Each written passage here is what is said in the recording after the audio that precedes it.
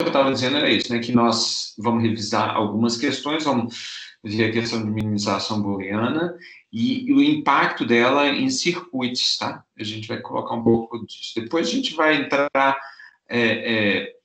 com algumas estratégias, né, de cubos booleanos e mapas de Carnot. Eu sei que alguns de vocês já viram, então peço só paciência para aqueles que já viram para a gente cobrir esse ponto. Tá? Sei que vocês fiquem muito cansados, ou senão vocês podem desligar o som na hora que terminar. Mas no início a gente vai revisar alguns conceitos importantes. Então, mesmo que vocês já saibam essa parte de mapas de Carnot, cubos booleanos, eu gostaria que vocês prestassem atenção um pouco da parte prática que eu gostaria de descrever aqui para vocês. Como vocês já devem ter percebido, eu faço muita questão de conseguir visualizar equações na forma de circuitos. Isso que eu gosto de fazer, tá?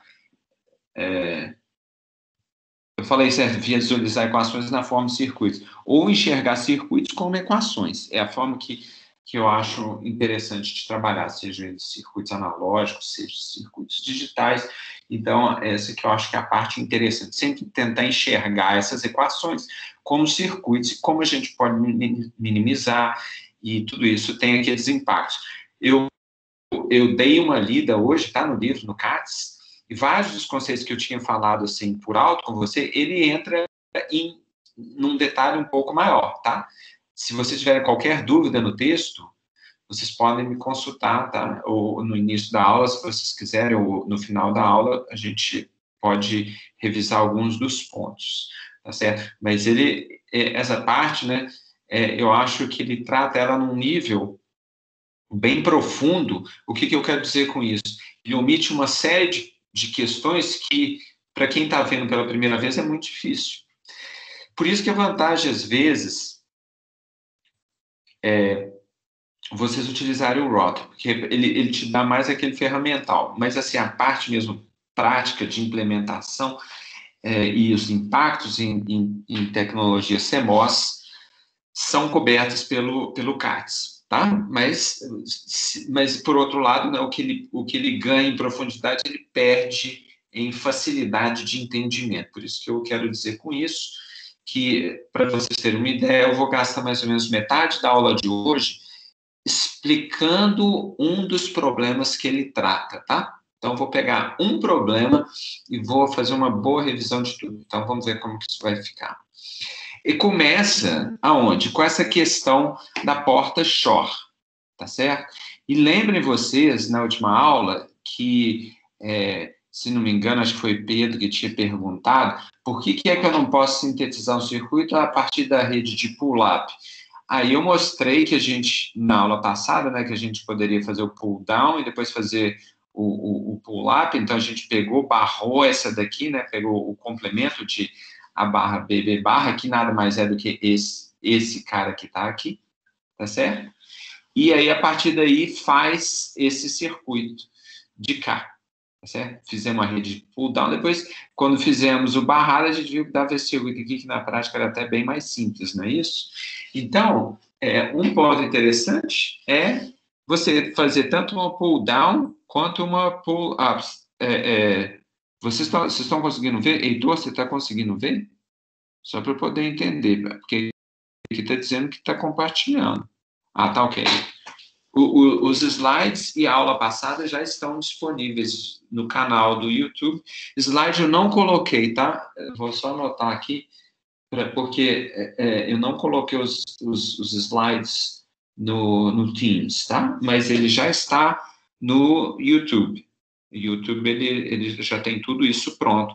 Quando vocês quiserem revisar alguns conceitos, seria muito interessante. Me parece que o Teams, ele tem até, quando grava, vocês me corrigem se eu estiver errado, ele tem uma parte que extrai o texto, as palavras das pessoas, né, que estão falando, e a partir o transcript, né, a partir da transcrição você consegue identificar. Me parece que quando fica gravado no Teams, ele faz isso. Vocês já viram isso? Eu vi hoje uma professora, ela fez isso, eu vi que, inclusive, pega até umas palavras erradas, mas dá para você se localizar no tempo. Eu vi isso, eu acho que é no streaming, quando você faz o streaming com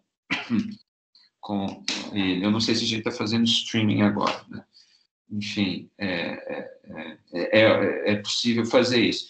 Enfim, retomando a questão da aula, então, lembra que a gente fez uma rede de pull-up e aqui fizemos uma rede de pull-down com um número bem pequeno, mas essa porta Shaw, ela é super legal, ela só tem 8. Lembrando que ela tem 8, mas ela assume que eu já tenho disponível o A barra e o B barra. Então, na prática, eu tenho de colocar mais um inversor aqui para o A barra e mais um inversor para o B barra, tá certo? Então, no final aparece que são só 8, na verdade são 12, tá certo? Mas nós vamos discutir isso aqui um pouco mais em detalhe, e vocês vão entender o porquê. Essa daqui era um dos pontos, né? Mesmo nessa rede simplificada, que aqui eu desenhei com 8 transistores, vocês percebam que, por conta de atrasos em algumas portas, atraso e lembra que na última aula, esses picos aqui que a gente está vendo, por exemplo, esse daqui, um pico para baixo, né, deu um 0 aqui, isso aqui é real, gente, isso aqui é calculado, é real como assim? Ele é calculado, né, a partir dos modelos de SPICE que eu utilizei para aqueles transistores. Então, nessa escala de tempo que está aqui, ele aparece. Se eu fizer uma escala de tempo ainda menor, porque vocês percebem que 200 microsegundos é super lento, né? Se eu fizer uma escala maior, isso aqui aparece. Mas eu também peguei um modelo de transistor para o simulador que era grande. Eu não peguei um transistor pequenininho que é rápido. Mas o objetivo principal de mostrar para você esses transientes, quando os estados lógicos mudam, eram que aparece esse tipo de coisa. E veja bem, mesmo olhando para esse circuito, mesmo com essa total simetria que nós temos aqui, tá vendo que é totalmente simétrico, né? Eu tenho aqui minha rede pull-up, né, de transistores PMOS, minha rede pull-down de transistores NMOS, e mesmo ela sendo simétrica, toda ajeitadinha, ela ainda gera isso. E a questão é por que é que ela gera isso? Aqui não está dando para ver, mas a razão pela qual gera aquele pequeno atraso, sabe por que é? Eu pensei um pouco mais e me lembrei. Quando eu tenho o sinal barrado, na verdade eu tinha um inversor para chegar aqui, tá claro? Então, quando eu chaveava, o sinal ele atrasava. Então, na prática, isso que ocorre aqui, mesmo eu olhando aqui, mas estão as duas linhas aqui, parece que é uma porta só. Não, quando eu abro, ela é assim, não, mas ainda tem um inversor aqui nessa entrada. Então, mesmo que o sinal esteja pronto no A, ele vai gastar um certo período de tempo até chegar no A barra, porque ele tem que passar por um inversor. E nesse tempo que ele gasta, ele gera esse tipo de efeito aqui, que vocês estão vendo aqui. Eu peguei o A barra, mas serve o B barra também. Tá certo? Então, vocês percebam que acontece tanto na transição negativa do A barra, né, quanto nas transições aqui negativas do B barra também, né? Então, percebam. Então acontece só na transição negativa? E na positiva não aparece? É interessante, a gente podia gastar o maior tempo aqui discutindo por que aparece em uma transição e não aparece na outra. Para hoje, o que é que eu preciso que vocês aprendam e entendam é o seguinte: a razão pela qual isso aqui acontece é porque eu tinha uma porta a mais aqui, tá bom? Então, a aula de hoje, o início e a solução do exercício será sobre isso. O que é que nós vimos na aula passada? A construção de um somador completo a partir de meios somadores. Na prática, eu não fiz dessa forma. Na prática, a gente fez a expressão booleana completa, do somador completo, e a partir dela tentamos simplificá-la. Existem duas formas de nós fazermos, e o objetivo hoje, para vocês fixarem essa questão dos atrasos devido a cada porta, área, velocidade, número de fios, todas essas questões, elas têm um impacto. Ou seja, cada vez que eu fizer uma escolha, toda vez que eu estiver fazendo uma escolha, essa escolha terá consequências. E é mais ou menos as consequências que a gente quer explorar hoje, em uma pergunta, que é a pergunta 2.15, tá bom? A pergunta 2.15 do livro. Então, para vocês se relembrarem, né? Então, aqui nós temos esse somador, metade. Nós vimos que isso aqui funciona se eu tiver um bit 0, né? Mas se eu tiver no bit 1 e eu tiver um carry in, aí eu tenho um problema porque eu só tenho 2 entradas, então eu preciso adicionar uma outra. Aí fizemos, né, as entradas, né, com A, o B e o carry in. E aqui desenvolvemos, né, a partir do diagrama, da tabela verdade, né, desse circuito, a gente explicou, a gente desenvolveu essas equações que aqui estão, né, na forma de soma de produtos. Então, vocês estão vendo aqui quais são a soma de produtos. Então, eu podia parar aqui nesse momento e falar só o seguinte, olha, eu vou escrever essa soma de produtos e será ela o meu circuito. E é isso que eu quero mostrar para vocês, as consequências de nós fazermos isso, tá bom? Esta é uma forma de fazermos isso. Então, lembrando, né, a gente poderia aplicar esses teoremas para poder simplificar. Simplificando, o que é que nós vamos obter? Nós vamos obter uma equação bastante simplificada, que é essa que aqui está, tá certo? Então, percebam como ela é. Essa aqui era só para o sinal de carry out. O sinal da soma, isso aqui foi estratégia, eu só estou repetindo a aula passada, como que a gente adiciona alguns termos, né? Mesmo saindo desse número de min terms aqui, a gente aumentou um a mais só para poder facilitar a fatoração. Mas a gente utilizou isso só para poder fatorar, aplicar, e aí a gente chega nessa expressão. Antônio, o que é o carry in?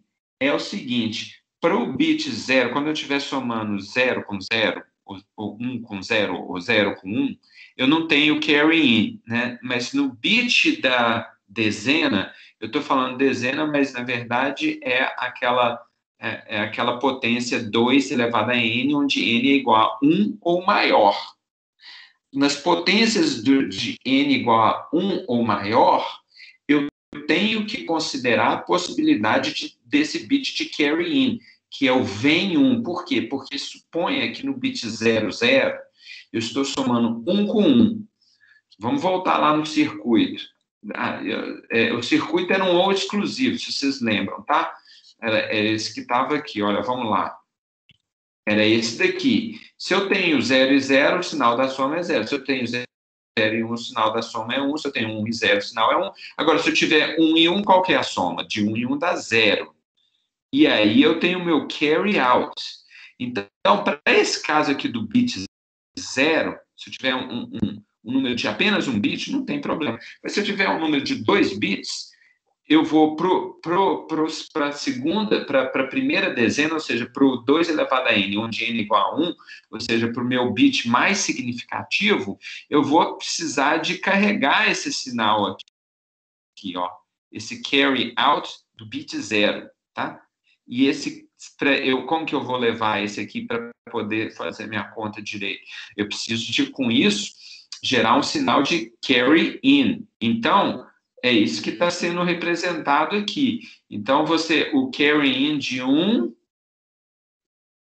tá certo? O carry out desse bit menos significativo. Você vê, esse aqui é o menos significativo, totalmente à direita é o menos significativo. O carry out dele tem que estar entrando no carry in desse bit com n igual a 1. Bit n igual a 2, ou seja, aqui é o bit n igual a 0, bit n igual a 1, igual a 2, 3, 4 e assim sucessivamente.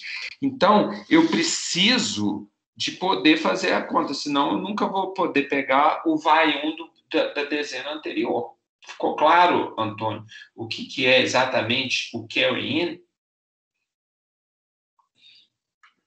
Muito bom. Então, é isso, a gente precisa somar. E uma forma, então, né, como eu estava mostrando aqui, era a gente pega, faz isso aqui na mão mesmo, beleza? E isso aqui é o full header, né, o somador completo através da soma de produto. Olha só a expressão que a gente tinha aqui. E quantos níveis nós tínhamos aqui? Eu coloquei 2 níveis, né? Porque eu estou falando esse, eu estou chamando de soma de produtos, mas eu ilustrei com a minha simulação que se eu tiver um inversor, eu já vou ter problema aqui, tá? Eu já vou ter problema aqui, porque na verdade ele fala que soma de produtos de 2 níveis mais é pseudo 2 níveis, porque na prática eu tenho um terceiro nível aqui. Ficou claro, gente? Quer dizer o seguinte, quer dizer que eu coloco um 1 aqui, por exemplo, no A. O A aqui, ele já está pronto, mas o meu A barra nessa porta end aqui vai ter um atrasozinho, e ele vai gerar um glitch, né? um transientezinho na saída daquela porta, tá bom? Então, é isso que eu quero explorar com vocês. Enfim, aqui é quantos níveis nós temos, certo? E quantas portas nós temos. E essas são as equações. Aqui eu resolvi brincar e simplificar de um outro jeito, só para facilitar uma outra forma da gente enxergar como a gente constrói um full header. A outra forma é essa que aqui está. O que eu faço? Eu pego por isso chama full header e o outro chama half, né? Eu pego 2 metades e aí eu faço um completo. Então, eu peguei esta metade que está aqui, entro com o sinal A e B, tá? Aqui, esse A, eu não gosto muito dessa notação, não, tá? Mas é o que tem. Esse aqui é o carry in, tá? Ele entrou aqui, tá vendo? Aqui dentro ele chama de A, desse segundo meio somador. Mas o A e o B mesmo estão nessa parte de baixo. Olha aqui, esse aqui é meu carry out, desse primeiro somador. Aqui me dá a soma. E por que que é? Então, peraí. Então, eu não estou somando coisa demais, não? Não. Olha só como é que é elegante essa solução. Eu tenho um meio somador aqui. Esse meio somador, a saída dele, eu tenho que somar de novo com o meu carry-in. Então, estão vendo como é que isso aqui resolveu? Ficou fácil? Agora, a minha soma está aqui saindo certinho. Agora, da mesma forma, eu tenho um carry-out, tá certo? Lembra que esse carry-out nada mais é do que A e B. Porque se A e B forem iguais a 1, naturalmente eu vou ter um carry-out igual a 1. Beleza, eu entrei com meu carry-out igual a 1. E se a minha soma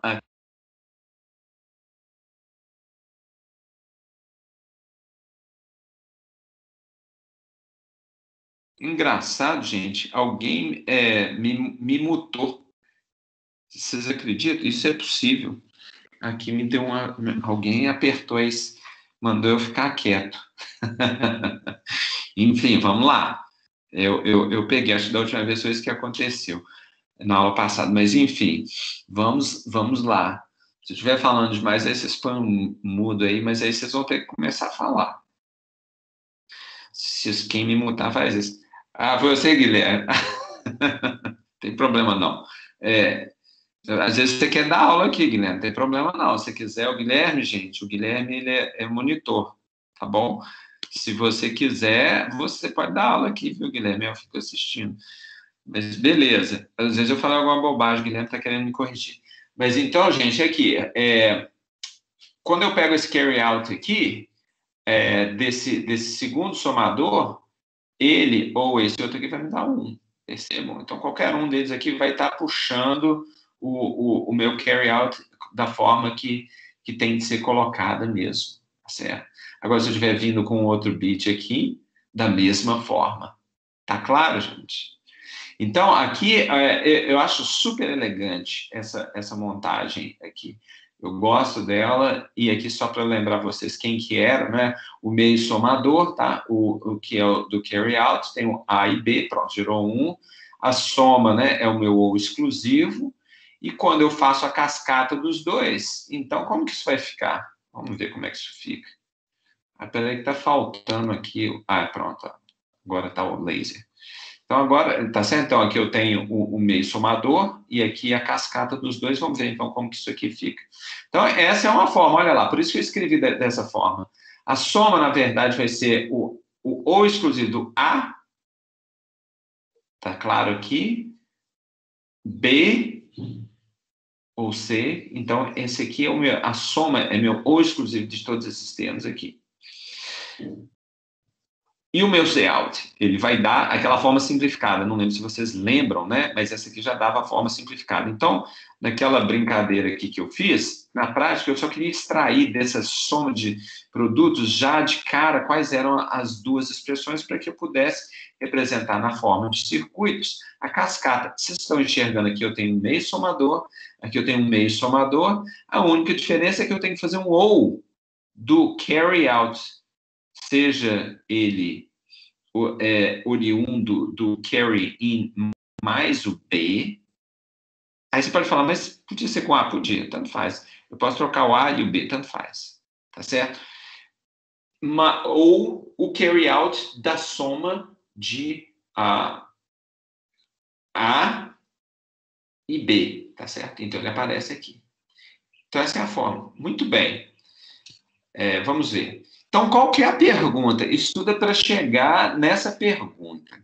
Tá bom? Então, vocês estão vendo aí que eu já gastei quase que meia hora da aula para poder rever esses conceitos.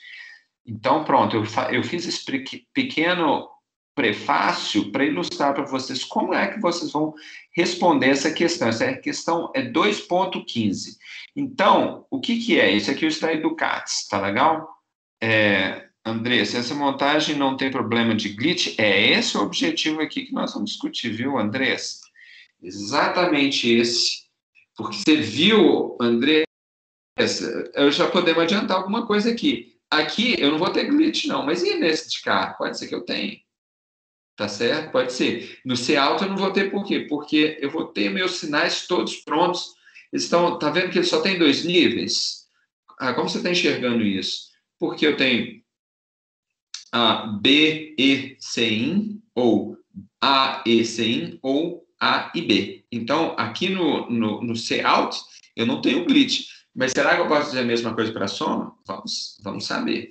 Então, a pergunta que eles fazem aqui é o seguinte: eu tenho duas formas de representar, e a gente volta lá. Uma com a cascata de meios somadores, como na figura que eu desenhei em cima, o outro na implementação direta das equações booleanas derivadas, que era nada mais do que esse daqui. Tá certo? Observem vocês que aqui o meu C alto já vem simplificado. Olha lá que legal. Aqui eu já tenho 2 níveis, porque eu não estou passando por nenhum inversor. Então, Andreas, aqui ele não vai ter glitch. Se eu aprendi direitinho, até com a minha própria simulação, o C-out não vai ter glitch. Mas e esse daqui, vai ter ou não vai? Então, vamos ver qual que é a questão. Aqui eu repeti. Eu estou repetindo ele de maneira correta? Eu não sei se aqui é meu somador. Peraí, deixa eu... Agora eu posso estar me confundindo. Se eu não me engano, essa aqui é a mesma expressão booleana. Deixa eu ver. Vamos tentar voltar. Vamos ver se a gente lembra aqui, gente. São 1, 2, 3, 4 termos aqui. A barra, B barra, C, I, A barra. Tá, vamos ver aqui. Isso aqui. Me parece que... parece um termo a mais aqui, né? Parece que tem um termo a mais aqui. Nessa expressão. Eu peço desculpas a você se ela não estiver implementando o que a gente está querendo aqui discutir. Mas acho que o objetivo, ela vai se prestar a gente a resolver. Mas, enfim, esse aqui também eu peguei do CAT para poder ilustrar esse conceito, tá? Daniel perguntou, glitch são essas incongruências no sinal? São. Glitch, isso mesmo. Ele dá... Agora, por que é que acontece com esse problema no sinal? É atraso. Entendeu, Daniel? O sinal vai chegar atrasado. Então, vamos pegar aqui e ilustrar com esse exemplo. Essa função f, ela pode ser implementada na sua forma completa, como está aqui, com todas as suas somas de produtos, ou em algumas formas simplificadas. Aqui estão F2, F3 e F4. São formas equivalentes de a gente representar essa função. Após a explanação que eu já dei a vocês, Vamos só lembrar o seguinte, olha só, a gente tem 3 pares de linhas aqui, só para ficar fácil a leitura do circuito. Nesses 3 pares, a linha da esquerda é sempre o sinal direto. A linha da direita é o sinal barrado, tá certo? Ou seja, eu coloquei um inversor para poder gerar o meu A barra, para gerar o meu B barra, aqui meu B barra, para eu gerar o meu C barra. Então, vocês percebam que quando eu estiver com A pronto, na minha linha, nessa coluna aqui, talvez, né? Não quer dizer que meu A barra esteja pronto, não, porque ele precisa passar, entendeu, Daniel? Ele vai passar, gastar um tempo para ficar pronto, tá? Toda essa conversa, ela talvez pudesse ser suprimida quando a gente pensa, mas circuito combinacional não depende do estado do tempo. A verdade é, depende, eu não posso afirmar isso com certeza, tá? Se eu tiver uma operação no elevador, né? Beleza. Eu só tenho que dar um tempo para o sinal ficar pronto na saída. O que eu estou chamando de operação no elevador? Eu entrei dentro do elevador, eu apertei um andar, é um circuito combinacional. Ele vai me jogar para um andar. Mas se ele tem que esperar o sinal ficar pronto. Porque, por conta de atrasos em portas e tudo mais, pode ser que o sinal vai mudando até ele estabilizar, tá bom? Como ele não tem nenhuma malha de realimentação, a gente entra em detalhe nisso quando fala de circuitos sequenciais, que é o caso do flip-flop, aí a situação é diferente, tá? Aí a situação é bem mais complexa. Mas, por hora, o que é que a gente precisa entender? É o seguinte, no circuito combinacional, o fato de você ter atraso significa que o sinal nunca vai estar pronto imediatamente. Esse é o ponto principal que eu quero ilustrar com vocês aqui. Então, essas são formas equivalentes de você representar esse circuito, tá?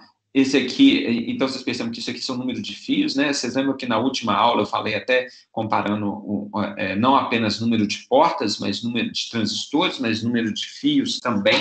Isso é importante, porque fio ocupa a área, da mesma forma que porta também, né? Transistor ocupa a área, tá? E toda vez que ocupa a área, custa caro, e no caso de fio, além de custar caro, ele introduz atrasos também, porque o sinal ele gasta um tempo, né? Ele vai ter que viajar naquele fio.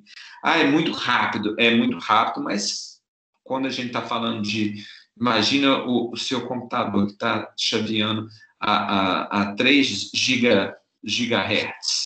Tá certo? 3 gigahertz, se você fizer a conta da velocidade da luz, tá? 3 gigahertz, ele gasta em um ciclo de rede 300 mil quilômetros por segundo, né? Se você 3 gigahertz, ele gasta, eu estou ruim de fazer essa conta aqui de cabeça, mas se você parar e pensar que 3 gigahertz significa 10 centímetros, tá? O comprimento de onda, 10 centímetros. Se o seu computador tem mais ou menos 10 centímetros, ou seja, num ciclo de clock, para o seu sinal atravessar seu computador de uma ponta hoje, é óbvio que não é isso que acontece, né? Ele está sendo processado só no processador, mas só para dar uma ideia de ordem de grandeza. Então, do tamanho do seu computador é o tempo que um ciclo de clock é o tempo que gasta para o sinal ir da ponta do seu computador até a outra ponta, tá? Só para ter uma ideia de grandeza. Então, essas coisas, elas são importantes quando você começa a considerar a questão de fios, tá? Então, eu fiz um cálculo muito conta de padeiro para vocês terem noção de que quando as coisas estão chaveando rápido, se eu tenho um fio um pouco, mas é só um pedacinho pequeno, essas coisas são cumulativas e elas vão só piorando o nosso problema. Vamos voltar aqui para a aula, então, para a gente ver, então, como que funciona. Então, vamos lá agora examinar. Aqui eu tenho o sinal A, eu tenho o sinal B, eu tenho o sinal C. Olha os glitches aparecendo. Então, em primeiro lugar, vamos pegar a função 1 aqui. E vamos examinar ela e vamos olhar quem que está mudando aqui na função 1 para quem está na função 1. Eu devia ter escrito qual que era a expressão aqui, né? Devia ter feito isso, mas não fiz.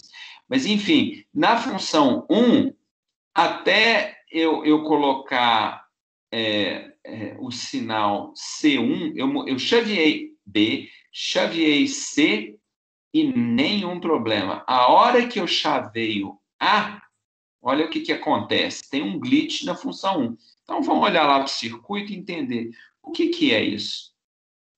Olha só o que acontece. Eu tenho A barra, eu tenho A, tá certo? Cadê? Então, vamos lá ver. Então, a função F1, quando eu peguei B, tá certo? Eu tenho todos esses sinais, né?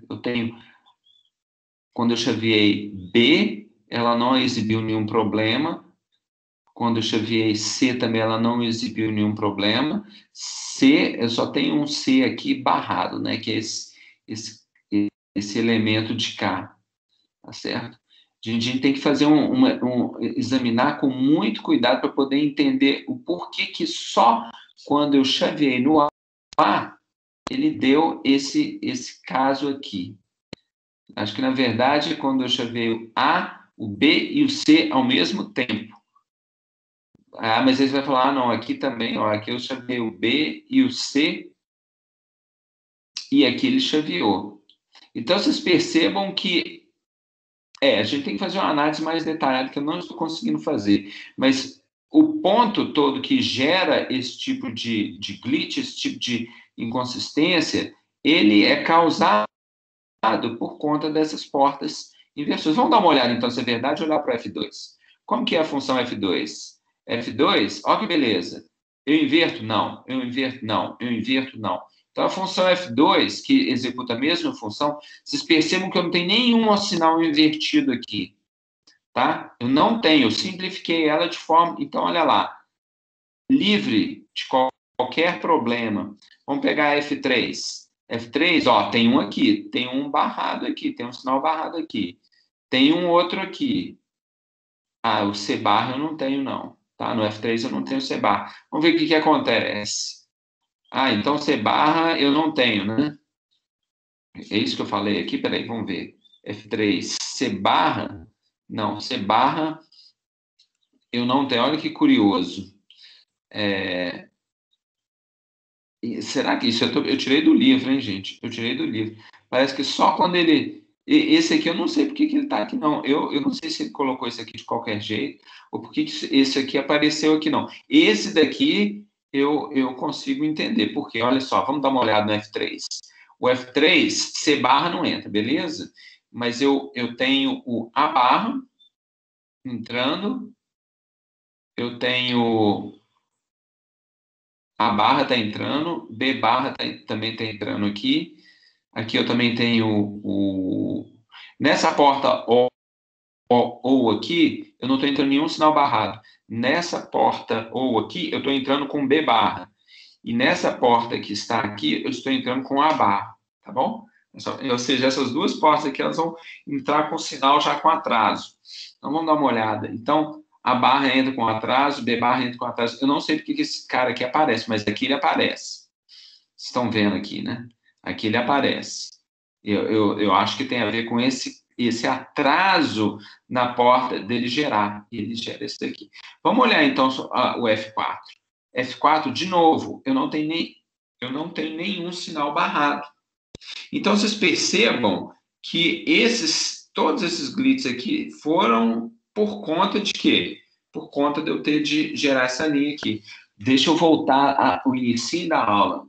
Desculpa que eu vou fazer isso aqui correndo, olha lá. É a mesma coisa que eu tinha feito nesse cálculo meu. Esse aqui, como eu fiz a simulação, eu mesmo desenhei o circuito, eu mesmo gerei a simulação, então eu sei exatamente onde isso acontece. Isso acontece por quê? Por conta dos inversores que eu tive de colocar para gerar meu A barra e meu B barra. Daniel, F2 não deveria ter glitch? Vamos lá ver. Vamos dar uma olhada. F2, vamos dar uma olhada. Eu acho que eu já entendi a pergunta do Daniel, a pergunta boa. Vamos ver. F2. Ah, não é que não. Cadê? Vamos lá. F2 eu também não deveria ter glitch, porque eu tenho portas em níveis diferentes. Sua pergunta é muito boa, Daniel. Vamos colocar ela aqui para examinar ela com um detalhe. O que o Daniel está falando? Beleza, eu não tenho o nível de barra do inversor, tá certo? Então, na prática, as únicas F2 e F4, de fato, são funções de 2 níveis apenas. Porém, tem essa entrada que está aqui embaixo, que ela é o meu C, tá vendo? Ó, o C vai direto aqui na saída. Será que não tinha que pegar também um glitch aqui no C? Vamos dar uma olhada aqui no F2. Aí, o que a gente tem? A gente tem um C, aí vai depender da lógica, né, o Daniel? Vamos pensar. Ela, eu imagino que se eu tiver um 1 aqui, tanto faz esse sinal que está aqui. Vamos dar uma olhada, então. Então, se eu tiver se a saída que antecede qualquer chaveamento no C for igual a 1, ou seja, se eu tiver A e B, se ele estiver chaveando, não vai gerar nenhum glitch. Agora, se eu tiver um 0 aqui, qualquer que seja A e B, se eu chavear C, ele deverá ter, segundo a sua pergunta. Vamos ver se isso é verdade, então. Então, quando eu tiver A e B iguais a 1, onde está essa situação? Só essa daqui. Só essa daqui, daqui para cá. Aqui eu tenho A e B igual a 1. Né? A e B igual a 1, A e B igual a 1, tanto faz o que estiver acontecendo aqui, ele já me garante que o sinal fique igual a 1. Então, aqui está igual a 1, tá. Agora, vamos ver. Esse é um caso onde não acontece. Eu tenho B igual a 0, A igual a 1, e o C está chaveando aqui. E o C está chaveando aqui. Então, onde que está? Onde que... Tá bom, mas espera aí só um pouquinho, Daniel. Vamos olhar aqui um pouco. Quando é que isso vai acontecer? Quando houver atraso de uma das portas, tá certo? Então, o que a gente tem que ver é o seguinte: quando a gente chaveia aqui, o sinal que estava aqui já estava pronto, ou ele chaveia concomitantemente? Muito bem. Nesse caso de cá, o sinal já estava pronto, tá? Então, aqui, de novo, nesses dois casos aqui, eu não esperava, mesmo chaveando o C, eu não esperava que, de fato, houvesse um glitch no F2. Porém, este caso aqui, eu tendo este caso aqui, o sinal não estava pronto, porque ele tinha de incorrer em atraso da porta E do A e B, e neste caso aqui também, ou seja, como o C mudou em ambos os casos, eu acredito que você tem razão na sua pergunta. Eu acho que tinha que aparecer um glitch também na F2, porque quando eu chavear qualquer uma dessas entradas aqui, vai atrasar. Então, se eu tiver um sinal aqui, que estiver mudando, vai ter um glitch. À primeira vista, viu, Daniel? Eu acho que você tem razão. Eu acho que deveria aparecer alguma coisa no F2 também. Mas eu vou ter que parar e pensar um pouco mais para poder te responder com mais certeza. Mas agora, se você me perguntar, eu acho que você está certo. Tá? Eu acho que deveria ter glitch também. Pode ser que o livro esteja errado. Isso pode acontecer. Muito bem, então, tudo isso, pessoal, já temos 44 minutos, ou seja, quase metade da aula, como eu falei, só para a gente poder discutir as questões que aqui estão, tá certo? Só por isso. Só por isso. Então, vamos, então, examinar as duas situações. Situação 1. O Daniel falou ali. Acho que no caso de C igual a 0 e A igual a 1, e B virando 1, ou vice-versa. Tá, eu tenho que pensar, Daniel, mas o que você refletir e trazer como uma potencial explicação, a turma agradece. Joga no chat da turma lá e explica para a gente. Talvez porque a função é analisada como um todo, o glitch é na porta ou do final. Pedro, a gente tem que entender o seguinte: o objetivo dessa análise toda, que é essa pergunta que está sendo feita aqui, é que vocês tenham a seguinte percepção e entendimento. Cada porta que eu colocar, ela vai dar um atraso, tá certo? Ainda que eu consiga sintetizar um circuito menor, se eu tiver mais níveis, ele é mais lento. Porque o sinal precisa viajar. Ele viaja e ele passa por uma porta e gasta-se esse tempo. Eu vou falar de maneira bem relaxada, esse tempo de processamento pela porta. A explicação física é, o sinal chegou na porta, ela precisa carregar. Tem um capacitor lá que ele vai ter de carregar para o sinal ficar pronto na saída. Ela tem um tempo de resposta. Então, um tempo, só que normalmente o pessoal fala um tempo de atraso. Então, Pedro, o ponto todo que a gente tem que olhar é o seguinte: quando você pega um circuito, você tem que seguir o sinal. Você sai seguindo o sinal e vai contando o número de portas. Eu tenho 1, 2, 3, 4, eu tenho fio, eu tenho isso, tenho aquilo, pronto, cheguei no final. Agora eu vou pegar um outro sinal. Eu tenho isso, eu tenho aquilo e tudo mais. Aí, o que eu vou ter de fazer? Eu vou parar e olhar o seguinte: o sinal chegou aqui na mesma hora? Nunca vai chegar. Sabe por que nunca vai chegar? Porque, a gente não consegue fazer transistores idênticos. 2, a gente não consegue rotear exatamente para ter o mesmo tamanho de fio. E 3, pela lógica booleana, vocês já viram que geralmente a gente não consegue também expressar com o menor número possível de portas um número que há de portas tal que gere uma simetria. Aí André perguntou, então aqueles inversores eu considero como nível também? Sim. Então aquele circuito teria 3 níveis? Sim, teria 3 níveis. Por isso que eu coloquei aqui o número da implementação direta. Eu saí contando o número de transistores, contei 74 com 3 níveis. E olha que legal, se eu fizer uma cascata de meios somadores, aí, né, eu tenho 34, porque eu tenho 2 portas SHOR, uma porta OR, e mais 4 para eu poder gerar. Eu tenho 38, metade. Número de níveis, 4. E aí? Quem é mais rápido? Quem ocupa menor área já está claro, né? Está bem claro qual que é aqui, qual que é o negócio. Mas vejam bem, quem que é o mais rápido? O mais rápido, a forma como eu peguei aqui a resposta do livro, ele diz o seguinte: a forma de onda vai ser diferente porque na implementação direta das equações booleanas, elas podem ser simplificadas para conter pelo menos 2 atrasos de porta, assumindo que não tem nenhuma limitação no fan-out de cada porta lógica. Eu vou explicar o conceito de fan-out, gente. Por favor, eu já perguntei isso em prova anteriormente, então eu vou voltar para explicar o que é fan-out e também fan-in. Eu vou explicar para vocês rapidinho, tá? No caso do somador completo, ele precisa de 2 delays de porta para cada meio somador, mais um atraso adicional para a porta OR. Então, olha só, 2 mais 2, né, que eu coloquei lá, eu coloquei 4 níveis, mais esse outro delay. Não sei de onde eu contei 4. Eu sei por quê. É porque na minha implementação eu contei no número de transistores que eu economizo. E o livro ele está falando só no nível de portas ou, tá? Então, eu otimizei com relação ao livro, porque eu quis fazer o design no nível de transistor, enquanto ele quis fazer no nível de porta lógica. Por isso que aqui está aparecendo um número de atrasos maior, tá? Mas no meu caso não, porque eu já otimizei a minha porta SHOR. Minhas portas SHOR, elas só tem 12 transistores, tá certo? Enquanto que a deles tem um númerozinho um pouquinho maior. Beleza?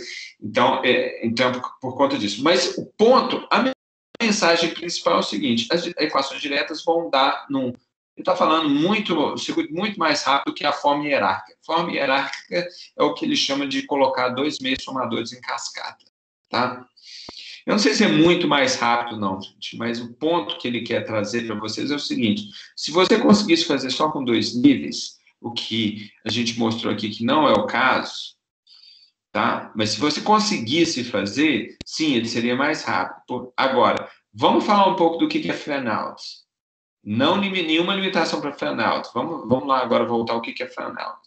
Fan-out, gente, é o seguinte: esse aqui é o fan-in, tá? O que é o fan-in?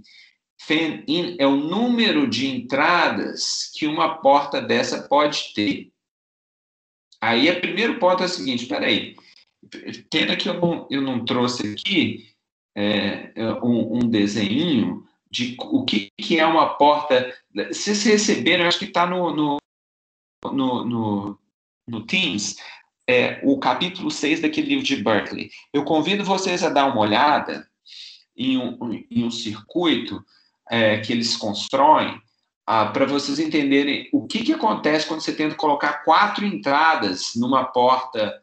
Aqui tem 1, 2, 3, 4, 5. 5 já não é prático, tá? Mas até 4, no CATS ele fala, até 4 não tem problema eu colocar. Então, esse é fenino. Fenino é o número de entradas que eu posso colocar numa porta. E o fenout é o número de saídas que eu posso colocar numa porta.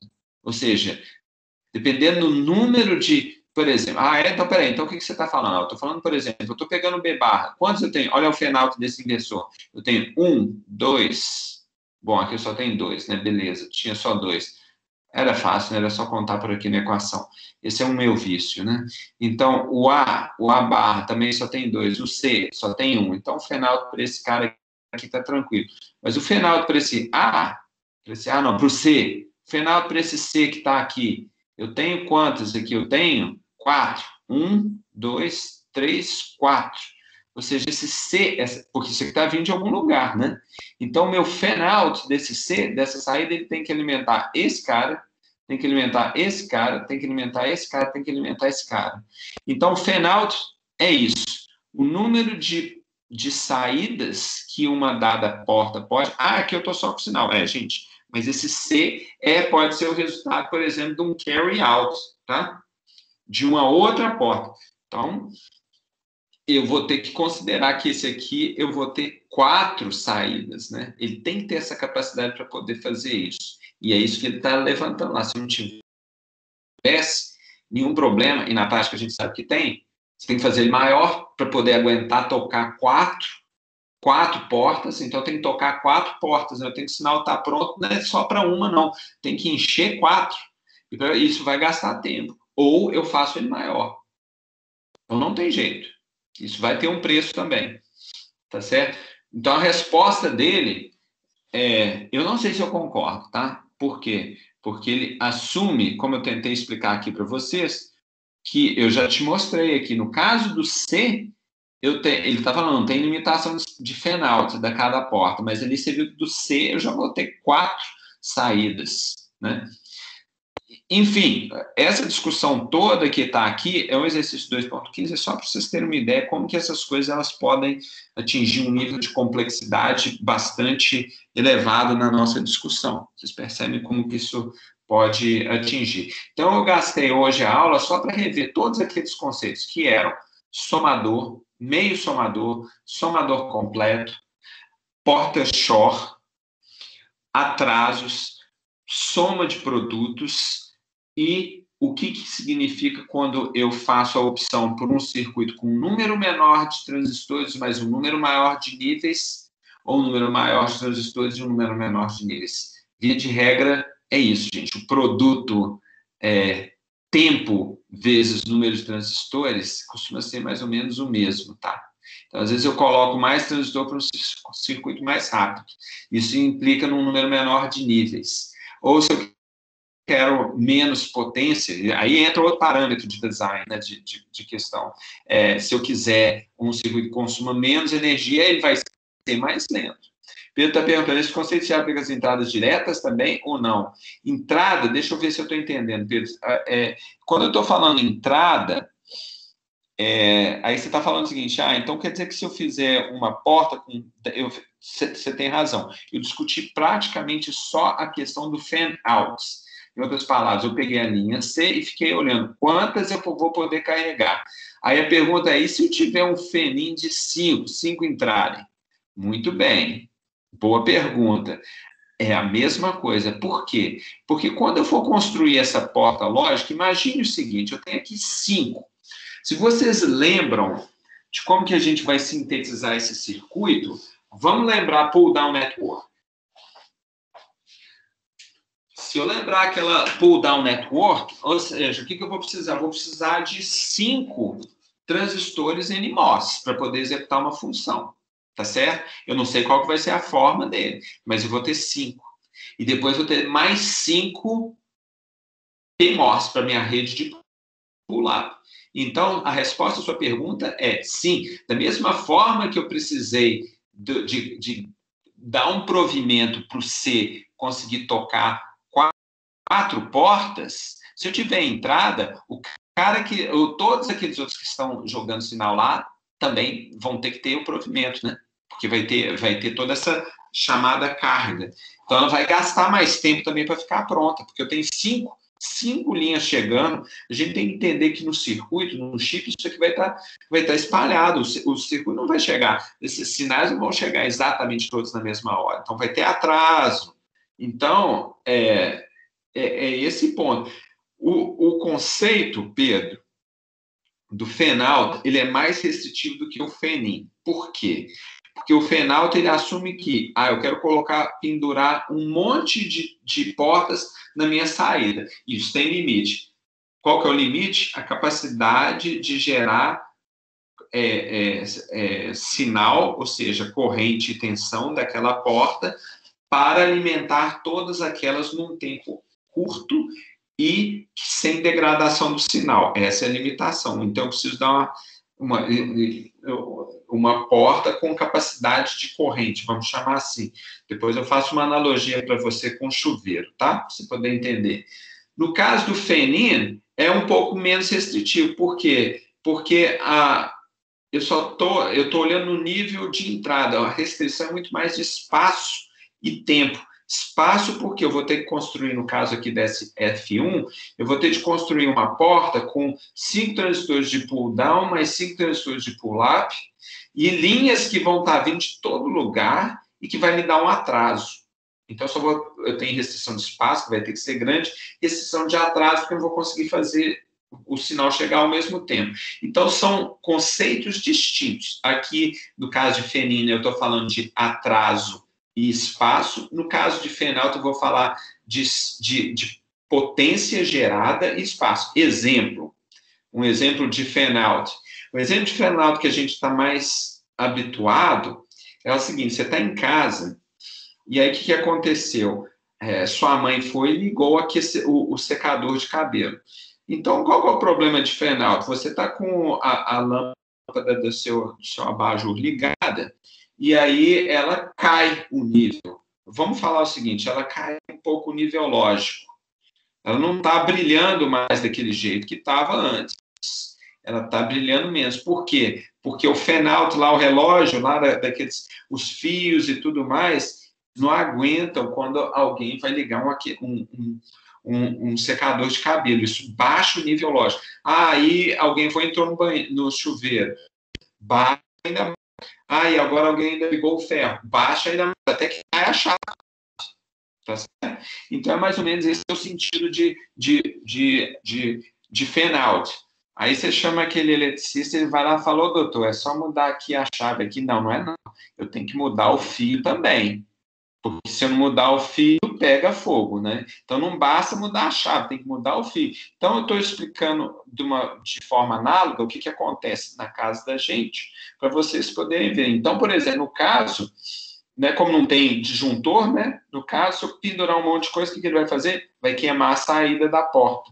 Tá certo, Pedro? Isso que vai acontecer. Beleza? Então, vamos para o próximo, então. Então, esse era um dos exercícios. Agora, vamos fazer alguns outros exercícios rápidos. Isso aqui, gente, é o tipo de exercício que tem no livro. Então, por exemplo, vamos desenhar o diagrama esquemático para as seguintes funções, utilizando E ou e NOT. Tranquilo, gente. Olha lá como é facinho.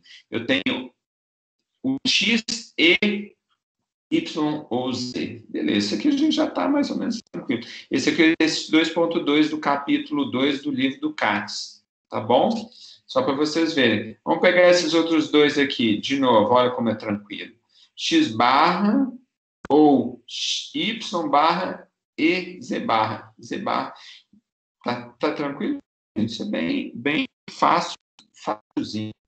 Aqui, outro é W, E, X ou Y, Z. Tá tranquilo aqui também, não é? Agora, olha só esse daqui que interessante. Esse aqui é bem legal. Por quê? Porque é uma forma diferente da gente implementar a porta Shor utilizando só portas NAND. E por que a gente quer implementar uma porta Shor só com portas NAND? Eu queria projetar do jeito que você fez ali, só com a pull-down network, a pull-up network. Pode fazer, mas dá muito mais trabalho. A vantagem, gente, é que é o seguinte, a porta NAND, ela é a porta mais comum em tecnologia CMOS. Por quê? Porque a partir dela, demonstra ele quem quiser. Se eu circuitar as duas entradas delas, eu tenho um inversor. Então, qual que é a vantagem disso? A vantagem disso é que o dia que eu quiser, se eu quiser, então, por exemplo, fazer uma AND, que eu faço? Eu coloco duas NANDs em série, sendo que a última delas eu faço igual, eu nego ela. Então, quando eu puder, então ela é chamada porta universal, porque a partir dela eu posso derivar qualquer outra. Então, aqui vocês observem que o objetivo de fazer isso aqui ele tem um sentido prático que não é simplesmente exercitar as suas habilidades de álgebra booleana, que a gente vai fazer. Eu estou gastando tempo com vocês para poder trazer um pouco mais essa noção de circuito, como é que é. Porque uma vez que você otimiza uma porta NAND, é só isso que você precisa fazer. Isso é tipo Bruce Lee, né? Você não precisa saber 1000 truques que você treinou um minuto cada. Você precisa treinar 1000 minutos, um truque para você ser realmente bom.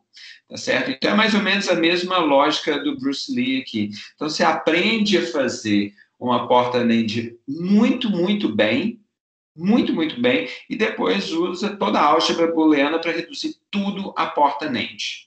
É assim que funciona. Porque construir, eu quero construir uma NAND, eu quero construir um inversor, eu quero construir uma ordem. Gente, vamos fazer assim, vamos fazer a menor possível, otimizar ao máximo, porque aí a partir dela eu derivo. Enfim, chega de falar disso, vamos ver o que acontece. Então, olha só, primeiro ponto que eu coloco aqui, qual é o número de transistores? Eu tenho 4. Beleza, 16. Lembra aquela que eu fiz? Aquela eu fiz com 12. Então, olha só que legal. A primeira, né, aquela que usava aquela hierarquia toda de porta AND, OR, para poder descrever o exclusivo, se não me engano, gastava uns 30 transistores. Aqui eu já, olha que beleza. Então, percebam que aqui eu já diminui bastante. E se você parar e pensar, poxa, então, aquele monte de simplificação que você fez para o XOR, do OR exclusivo, eu só ganhei na prática 4 transistores. Muito esforço para poder conseguir. Mas se for usar um OR exclusivo adoidado, pode valer a pena, né? Mas aqui ele ilustra que o objetivo é esse, que eu posso representar. Então, o que é que eu estou fazendo aqui? Eu pego a expressão do OR exclusivo, tá certo? Aqui o que a gente está fazendo? A gente está escrevendo ela aqui, tá bom? Eu quero provar que isso aqui é verdade, né? Então, essa aqui é esta expressão que aqui está. Então, eu tenho o x e x barra y barra, tá vendo? Esse que está aqui, barrado, e esse outro termo que está aqui. E a partir daquelas identidades que nós já sabíamos, a gente consegue provar que essa é uma forma de representar esse tipo de porta, né? Essa porta Shor.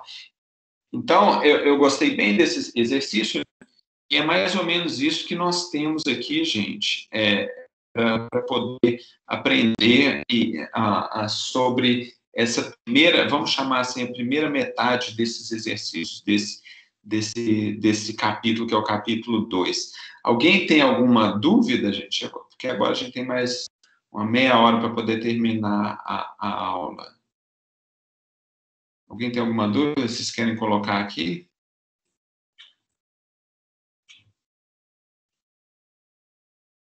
Então, vamos lá. Próximo. Hoje, o que é que a gente vai olhar? Vamos ver se vai dar tempo para a gente cobrir tudo. Se não der tempo, não tem problema. O mais importante é que vocês tenham esses conceitos bem sedimentados. Hoje nós vamos explorar a seguinte situação. A situação é a seguinte: o que é uma função incompletamente especificada? É uma função na qual eu não estou nem aí para essas entradas aí. Ah, o Daniel colocou aí. Mesmo que por portas NAND de mais transistores que o normal é fazer por portas NAND. Daniel, com a porta NAND, eu consigo fazer uma porta NAND com 4 transistores, tá? Então, aí eu acho que a sua pergunta vale para... então, se eu quiser fazer um inversor com porta NAND, então quer dizer que eu vou jogar 2 transistores fora. Vai. Mas, às vezes, vale a pena. Entendeu? Porque tem questões de roteamento. Imagina isso, que você vai colocar aquele monte de porta quadradinha, vamos chamar, estou falando que é quadradinha, e NAND com 2 entradas, né? O objetivo é uma coisa assim, né? Às vezes vale a pena. Você vai ter um espaço, ele vai estar sobrando mesmo. Você está tentando encaixar um monte de quadradinhos no meio de fios. Existe todo um problema de roteamento que a gente tem de considerar. Então, quando você está pensando numa porta NAND de 2 entradas, às vezes vale a pena, sim, você sacrificar 2 transistores que estão lá, né? Que eu poderia estar implementando uma função para que eu possa... Às vezes eu ia sobrar de qualquer forma. E eu não ia encaixar ali na hora de rotear, eu não ia conseguir encaixar de qualquer jeito.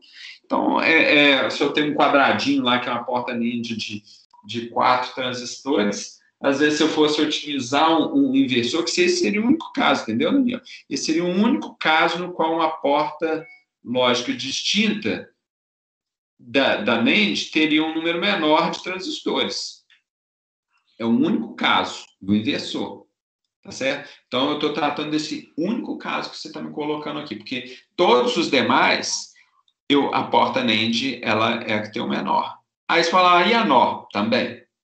Mas por que eu não faço com a NOR? Sim, pode fazer. De Morgan, né? A vida é assim. Tanto é que memória flash tem NOR e NAND. Memória flash, né? O SSD.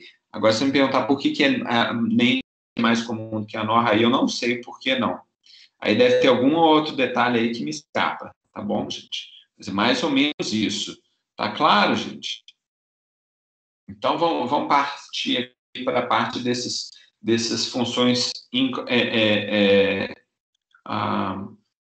incompletamente especificadas. O que é que nós estamos colocando aqui? Nós estamos observando... Dá uma olhadinha aí, gente. O que é que nós estamos observando aqui, aí? Que existem algumas funções para as quais a gente não tem interesse. Quais seriam elas? Tá vendo? Tá vendo? Ou 0, 0, 1. O que é isso daqui? Isso aqui, gente, é o chamado código BCD, Binary Code Decimal. Então, é um método que, para você representar os dígitos decimais de 0 até 9, você utiliza os bits 000 até o 1001, tá? É isso que ele faz. Então eles vão falar, então quer dizer que, na verdade, eu estou jogando algumas combinações fora. Ele é pouco eficiente. É o preço que a gente paga, né, na vida por ter um sistema, ter aprendido sistema decimal, né? Talvez se a gente tivesse 2 dedos em cada mão, talvez não seria decimal, né? Eu acredito que decimal surgiu por causa disso. Mas enfim, isso é o que a gente paga, então a gente acaba não codificando dessa forma. Tá? Então, muito bem. Então a gente perde isso. No CATS, eles chamam elas da seguinte maneira: esses padrões, então vamos ler o que ele está falando aqui. Esses padrões de entrada, eles nunca são encontrados na prática. Ele fala, tanto faz, don't care. Ou seja, eles não geram nenhum resultado de saída. E o que nós podemos explorar para minimizar? Beleza, uma vez que a gente não vai usar, a gente talvez consiga escrever uma equação um pouco diferente, tá certo? Por quê? Porque a gente vai encontrar redundâncias aqui.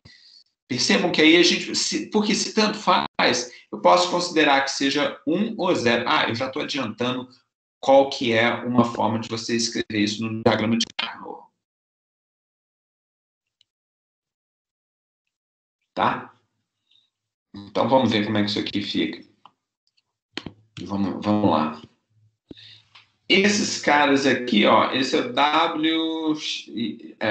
o que é chamado de BCD são essas colunas de cá, tá bom? Essas 4 colunas. Esse aqui são os números de entrada, tá bom? E esse aqui é o de saída, ou seja, esse aqui é o 1, depois o 2, e por aí vai, não é isso? Então, é mais ou menos isso que a gente vai fazer. Então, vamos dar uma olhada. Esses aqui são os estados de tanto faz para W. W, vamos chamar, é o bit mais significativo aqui, certo? Bom, se é o bit mais significativo, né, significa que ele vai chegar por exemplo, isso aqui é o 8, não é isso? Então, pronto, 8, 9, depois ele zera. Porque para onde a gente quer chegar? A gente quer chegar nisso aqui, gente. A gente quer entrar com um código BCD, que é esse ABCD, tá? BCD não tem nada a ver com ABCD, tá? É a Binary Code Decimal. É isso que quer dizer. A gente entra com esse sinal BCD aqui num codificador de 7 segmentos para depois ele fazer. Então, primeiro vamos converter para BCD, binário para BCD, para depois converter para 7 segmentos, para depois transmitir nessa linguagem aqui. Aí a pergunta do Pedro: o que acontece se por algum erro, alguma entrada não definida chegar na função? A gente tem que tratar desse caso. A gente vai ter que tratar desse caso. O negócio da forma como ele tem de ser construído é tal que a gente tem de cuidar desse tipo de problema. Tá certo? A gente tem que garantir que essa situação nunca ocorra, entendeu, Pedro? Então, a gente faz assim, hardwire, né? Tipo assim, não tem jeito de chegar, não tem como. Exemplo. Onde que isso aqui geralmente é utilizado? A gente vai tentar fazer uma prática remota, não sei como é que vai funcionar ainda, eu estou pensando, mas uma prática que a gente geralmente faz é a prática de contador. Então, a gente põe um clock e um contador, mas geralmente o contador é binário. Vocês vão ver isso lá na frente. Mas espera aí, eu não sei contar em hexadecimal, eu sei contar em decimal, né? A gente aprende a contar de 1 a 100 em decimal, não de 1 a, sei lá, um sei lá, um F, sei lá. A gente não sabe contar em hexadecimal, a gente não pensa em hexadecimal, não é isso? Então, o que eu faço? Esses pontos, entendeu, Pedro? Quando eu vou começar a contar, você pode até falar, mas o meu contador, ele está gerando 0, 1, 0, 1, 0, 1. O que vai acontecer? Não, eu vou explicar para ele o seguinte: a hora que ele chegar no 9, ele vai ter que me gerar uma espécie de um carry out, tá? Ele vai começar a encher a primeira dezena. Então, qualquer número que vier na sequência, aqui eu já tenho de tratar dele. Ele nunca pode ter chegado aqui, você entendeu, Pedro? Então, quando eu estiver naquele contador, esse número nunca vai ter tido essa possibilidade. E a gente consegue garantir isso, por quê? Porque a gente põe fio. É hardwired. Não tem jeito de acontecer essa situação. Não, mas sei lá, caiu um raio lá em casa outro dia, e aí começou a aparecer um monte de dígito esquisito aqui. Isso acontece sim. Mas aí é um erro, não é um erro de design, não é um erro de hardware, é alguma interferência. E isso acontece, de fato acontece, né? Isso vocês vão ver lá na frente, não sei se já viram, né? Método de correção de erros, né? Às vezes você vai fazer uma transmissão de uma sequência de bits, entrou, o fio tá beleza, tá hardwired, tá tudo soldado, tá tudo bonitinho, mas sei lá, um carro passou na rua, sei lá, caiu, e aí gerou uma função, uma entrada não definida, porque alguma interferência externa balançou aquele sinal. Pode acontecer? Aí pode, tá? Mas aí não é hardwired. Aí a gente tem que pensar em... E você pode ver, às vezes cai um raio né, e já aconteceu isso, né, se o fio terra lá, o aterramento do sistema não for muito bom, eu já vi isso acontecer, esses dígitos, às vezes aparece um monte parece alguma coisa escrita em Klingon, sei lá, tá? Então, aí, como é que você faz isso? Aí você liga e desliga de novo, tá? Porque alguma coisa aconteceu nesse processo. Então, a tabela verdade, como que ela vai ser? Aqui, Pedro, isso aqui meio que te responde, tá? Isso aqui meio que te responde. Mas espera aí, eu estou respondendo certo aqui ou não? Olha só, nesse caso aqui eu já estou fazendo hardwire da onde para onde? Eu estou fazendo hardwire desse decodificador. Eu estou falando um monte de coisa nova aqui que a gente não cobriu, tá? Mas só para dar um pouquinho de contexto. Primeiro eu estava falando de gerar um conversor binário para BCD, que é o que a gente vai falar. Mas eu estava querendo já trazer esse exemplo dos dígitos, só para vocês verem aonde que a gente vai chegar. De dígito 01, conversão binário a BCD, BCD 7 segmentos. Agora eu estou falando dessa caixinha que está aqui e tentando te responder, Pedro. Então, como que a gente faz? Eu não quero que ninguém acenda se eu entrar com uma combinação tal que seja acima de 9. Tá certo? Não, o Fábio, vai ficar mesmo, mas então presta. O Fábio está falando, fica um pouco confuso quando você usa termos que não introduziam ainda. Decodificador. O que é o decodificador? Ele decodifica de BCD para 7 segmentos. Se você olhar a tabela verdade, é isso que ele está fazendo, tá bom? Eu podia não chamar de decodificador, eu podia falar uma caixa que ela responde a seguinte tabela verdade, beleza? Mas eu já estou adiantando para vocês quais são os termos, tá bom, Fábio? Então, o termo que eu já estou... Eu poderia omitir e falar, não, tem essa tabela verdade que executa essa função aqui. Qual que é a função? Converter um algarismo BCD para 7 segmentos. Mas eu não quero gastar muito tempo com isso. Eu só estava querendo responder a pergunta do Pedro, que era o seguinte, e se acontecer de ter alguma interferência e chegar é esse o objetivo aqui, de estar respondendo a pergunta dele com essa tabela verdade. Então, esse monte de zero que está aqui, viu, Pedro, é para poder garantir que nenhum desses segmentos vai estar aceso, tá?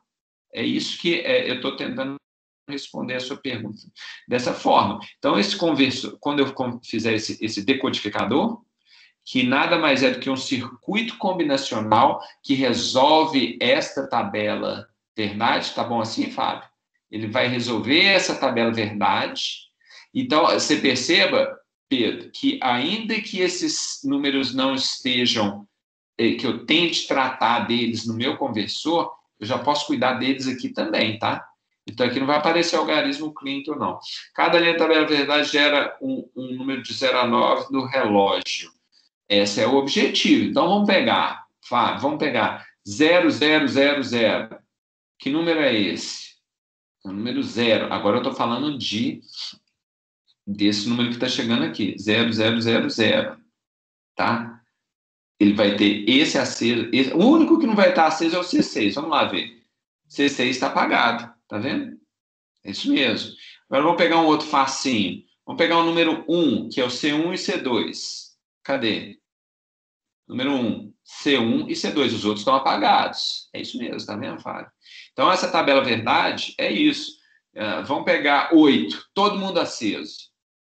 8. Cadê? 8. Tá aqui. Todo mundo aceso. Tá vendo? Ó? C0 até C6. Os 7 segmentos todos acesos. Agora, 10. Ninguém. Beleza? É esse o objetivo. Entendeu, Pedro? Então, a gente cuida disso antes de chegar aqui, mas cuida aqui também. Aí não vai ter aqueles algarismos clínicos. Mas às vezes você compra uns display assim, tipo no AliExpress, eles chegam com sem esse tratamento devido. E aí eu já vi isso acontecer. Beleza? Uma comparação de BCD e binário. Tá legal?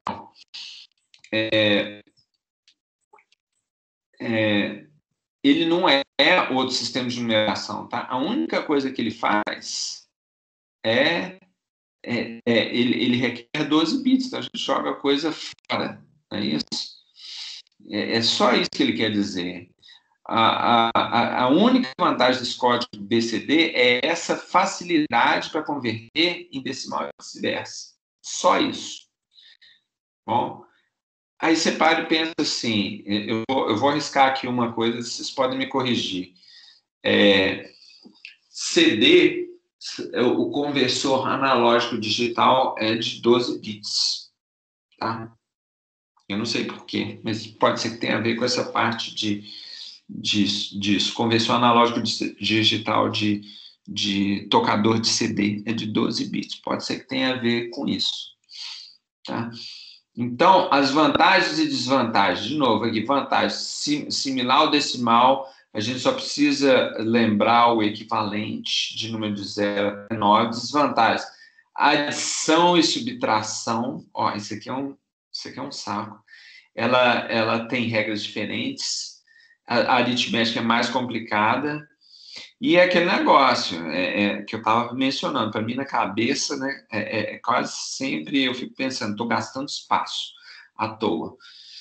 Então, a gente falou isso tudo por quê? Bom, primeiro porque é uma forma da gente representar um número, né? Uma forma para a gente converter para decimal, é uma forma mais fácil da gente entender, mas ela vem com esse problema, porque ela é próxima também do decimal, é fácil a gente converter, fácil converter para o de 7 segmentos, também é fácil construir um circuito, vai fazer um circuito de relógio, por exemplo, coisa desse tipo, também, e por aí vai, gente. Então é mais fácil. Agora, tudo que é mais fácil vem com custo, né? O custo é esse, a aritmética é difícil, e a outra questão é essa de você jogar fora aqueles outros 4 bits, né? Fica jogando fora.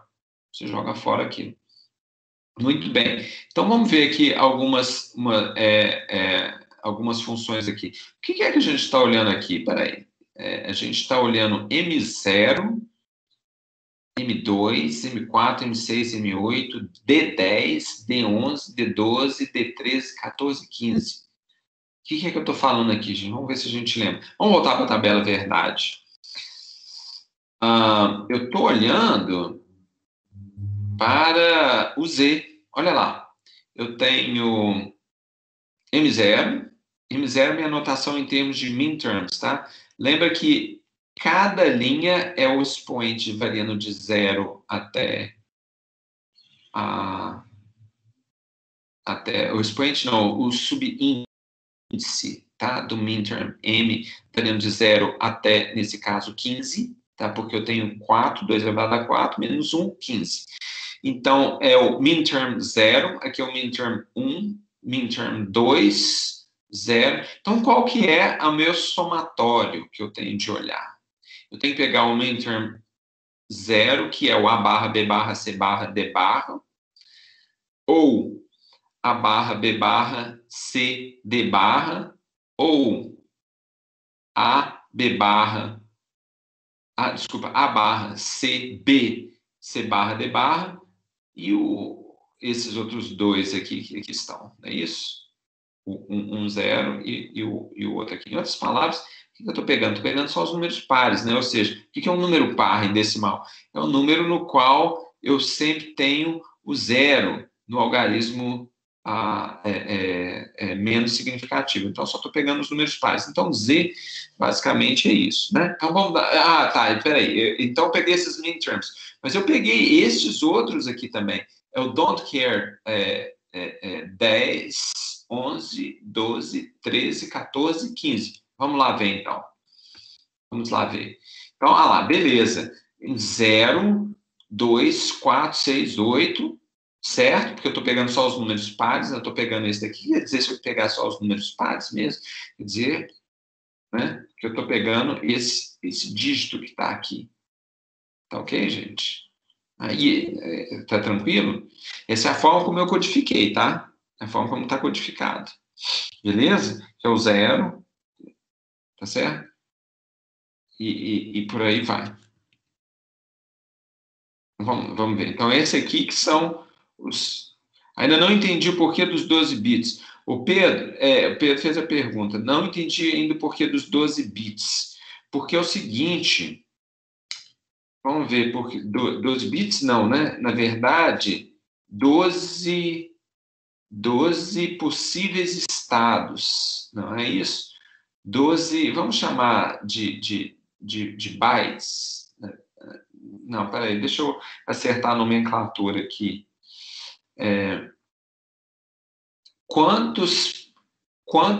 Veja bem, nós não temos 16 possibilidades aqui.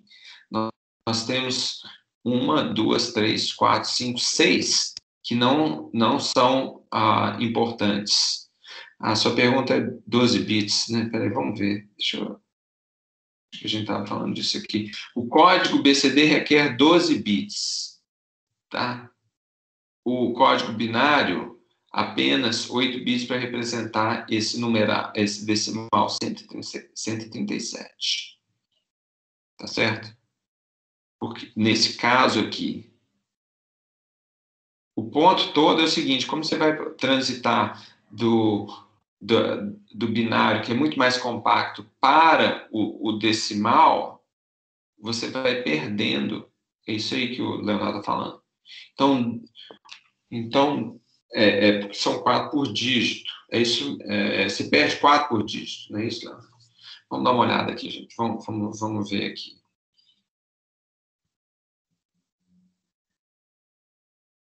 Peraí. Eu estou perdido aqui agora, gente.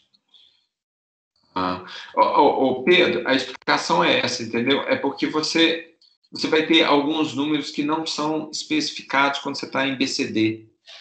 Por exemplo, se fosse hexadecimal, eu utilizaria, tá certo? Eu utilizaria todos aqueles bits, todos os 4 bits, para poder representar um número de 0 até 16. Mas como, por exemplo, no caso de BCD, eu não vou até 16, percebe? Eu vou até quanto? Eu utilizo 10, não é isso? Eu vou de 0 até o 9. Então, estou jogando sempre alguns estados. Eu estou chamando de estados, mas, na verdade, é uma sequência de bits que não interessam. É só por conta disso. Tá bom? Vamos lá. Então, essa aqui é uma representação canônica, tá? Então, é isso que a gente está vendo aqui. Eu não vou conseguir entrar nos algoritmos e nas formas da gente simplificar, mas eu acho que a gente já adianta bastante, tá? Eu vou tentar passar um exercício para vocês. Mas, enfim, existe alguma dúvida com relação a essa nomenclatura que aqui está, para a gente representar essa tabela verdade? Tá vendo? Olha, se alguém tiver alguma dúvida, pode falar, por favor. Mas, basicamente, o que eu estou fazendo quando eu escrevo aquela equação? Escrevo a equação de Z, que ela vai ser... Eu coleto os minterms, né? Os minterms são aqueles nos quais a função dá 1. Então, vai ser este, que é A barra, B, A barra, I, B barra, I, C barra, I, D barra, ou A barra, I, B barra, I, C, I, D barra, e por aí vai. A única novidade que a gente tem, porque a gente já tinha visto antes, são esses casos do tanto faz. São casos do tanto faz. Beleza? Essa aqui é a diferença. Alguma dúvida, gente?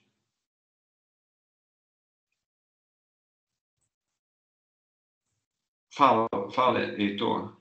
Eu estou querendo ter certeza que a gente está entendendo essa nomenclatura. Beleza.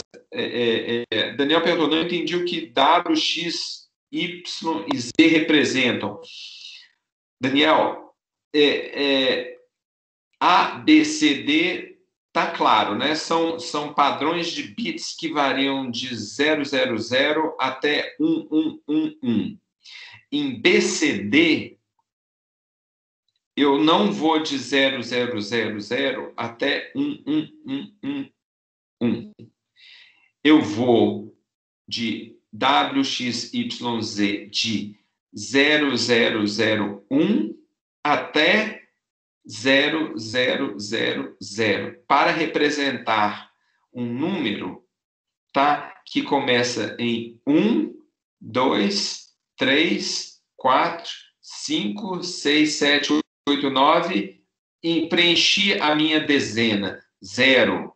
E aí vai 1. Beleza, Daniel? Aí esses x, y, z, aí quando eu for utilizar, por exemplo, um sistema dessa natureza, ele vai me gerar o número corretamente aqui. Aqui, esse A, B, C e D, na verdade, é o binário. Então, esse conversor aqui, na verdade, ele converte o número binário, tá? Para BCD, para 7 segmentos, tá bom? Eu não estou gostando muito dessa nomenclatura que está aqui, não. Eu tirei do livro, tá, gente? Eu não acho que ela está correta, não, porque o BCD, na prática, isso aqui é binário, isso aqui não é BCD. O BCD é este de cá. O BCD é essa coluna que está aqui. A notação, tá, o Heitor está falando, a notação de somatória está confusa. Essa notação de midterm é essa que está aqui, gente. Não Heitor, ela é uma forma compacta da gente representar a tabela verdade. Então, é muito importante que vocês entendam como ela é construída. Então, vamos ver como que ela fica, porque ela tem que ser fácil de entender, tá bom? Cada midterm é representado pela letra M minúscula, e se for max term, essa letra maiúscula. Essa representação de midterm são a soma de produtos. Por isso que aparece um somatório aqui, beleza? Enquanto que essa max term é um produto de soma. Por isso que aparece o produtório aqui. Aqui eu tenho produto de somas. Então, lembra do De Morgan? Aqui eu tenho, então, todos aqueles pontos que são ou seja, eu tenho vamos pegar aqui. Qual que é o max term de 1? Cada mx ou dx é um minterm. Isso. O M é um minterm 0, 2, 4, 6. O D é um minterm, ele coloca de D de don't care, de tanto faz. Tá certo? É isso que ele quer dizer. Então, vamos lá ver. Voltando. Vamos pensar. Esse aqui é um minterm. Por quê? Porque eu tenho que ter A barra E, B barra E, C barra E, D barra para me gerar um 1. Agora, eu tenho um max term, um Mzão, que eu tenho ou A barra, ou A, ou B, ou C, ou D barra, vai me dar 0. Tá claro, gente? Essa que é a forma que a gente tem que construir essa nomenclatura. Vamos lá, voltar. Aqui, é o M1. O M1, ele é dado desta forma. E lembrando só que 1 é você acha de um para o outro, eu saio de soma de produtos para produto de somas, aplicando o De Morgan, olhando para a tabela verdade da equação. Ok? Então, vamos lá. O que é que nós estamos fazendo aqui agora? Primeiro ponto, a gente fazer uma simplificação aqui, são os métodos que nós utilizamos para poder simplificar. Então, na verdade, a gente não vai conseguir explorar hoje, não. Isso vai ficar para a próxima aula, tá certo? Então, o que é que nós conseguimos explorar aqui hoje? Primeiro lugar, a gente tem que achar uma mínima soma de produtos ou produto de somas. Por quê? Pode ser... Lembra, eu vou voltar de novo naquela história do Shannon, né? Quanto maior a entropia, ou seja, maior variabilidade de uns e zeros, certo? Maior a densidade de informação, tá? Porque informação é entropia, tá certo? Então, esse é o clássico teorema de teoria de informação e tudo mais do que o Shannon fala. Se eu tenho muita informação, eu preciso de muito circuito para poder representar todas essas situações. Então, se o número de zeros da função for igual ao número de uns, por exemplo, no caso daquele caso que a gente acabou de examinar aqui, seria do z, olha lá, O número de zeros é igual ao número de uns. Então, é uma função de alta entropia. E tem de ser, né? Por quê? Porque ou eu tenho um número par, um número ímpar, né? Na sequência. Então, é alta entropia. Eu preciso codificar todas essas possibilidades. Então, a altíssima entropia, que tanto faz se eu utilizo o min term ou o max term. Porque vocês percebem que eles são simétricos, não é isso? Eles são simétricos. Ou seja, se eu tenho alta entropia, baixa entropia, vamos pegar aqui o W, baixíssima entropia. Na verdade, o que eu tenho aqui? Eu só tenho B, a barra, B, a barra, ou A, B barra. Pronto, representei meu W. Baixíssima entropia. Não é isso? Então, com uma portinha, duas portinhas lógicas eu escrevi, mas aqui não, aqui o negócio é mais complicado. Então, o primeiro ponto que a gente quer fazer é isso, começar a identificar essas possibilidades de o que é melhor de eu expressar em termos de número de portas, ou seja, eu quero colocar o menor número de portas possível. Então, esse é o primeiro ponto aqui. Uma das formas é também explorar o don't care, o tanto faz, a informação de tanto care. Porque se tanto faz, eu posso assumir que seja 0 ou que seja 1. Tanto faz, tá certo? Então, é isso que a gente vai utilizar. Ah, se para eu poder simplificar, eu vou assumir que aquilo é 1? Vou, então é isso que eu vou fazer. Se for 0, não, então é isso que eu vou fazer, porque tanto faz. Então, basicamente, a lógica daquele D, entendeu, Heitor? A lógica do D é para poder dizer o seguinte, aquele ali é tipo um coringa.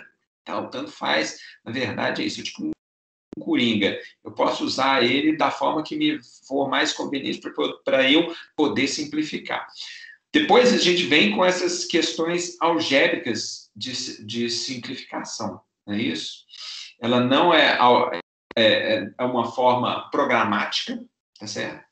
E a gente não tem essa certeza de que a gente conseguiu realizar essa simplificação. É difícil a gente saber isso, né? Muito difícil. Existem ferramentas de CAD, né, de design, elas exigem um tempo de computação bastante longo, principalmente quando tiver uma número de entradas muito grande, tá certo? Peraí, a Andressa fez uma pergunta aqui, eu vou responder daqui a pouquinho, Andressa, deixa eu só concluir aqui. Então, também é um negócio complicado, por isso que esses métodos manuais, eles ainda são relevantes. Então, a gente vai tentar fazer alguns deles. A gente vai aprender alguns deles. Basicamente, são aquelas estratégias de mapa de Carnot, de achar implicante primo. Não se preocupe, gente, eu vou gastar bastante tempo entrando no detalhe disso na próxima aula, tá? Só quero trazer, tá bom? Deixa eu responder aqui a Andressa. Qual era o problema do código binário para eles criarem um BCD? Não daria só para colocar de 4 em 4, no caso e no caso da representação de 9, de 0 a 9, ignorar os últimos 6 da tabela verdade? Andressa, eu acho que isso foi feito. Vamos lá ver? Olha lá. Esses don't care são os 6 últimos. Olha lá. 1, 2, 3, 4, 5, 6. Eles estão lá. Entendeu, Andressa? Eles estão lá, eles estão sendo ignorados, exatamente. É isso mesmo. Mas o 000 é representado como 001, verdade. Então, mas tudo bem. Eu não daria para passar a mesma representação. Bom, por que mudar? Então, vamos lá. Tem uma questão um pouco prática nisso, tá? Deixa eu explicar para você da seguinte forma. Geralmente, você agora eu vou pensar sobre a lógica de contador, tá, Andressa? Pensar na lógica de contador para poder imaginar isso. Geralmente, você inicializa, e eu posso estar errado, tá?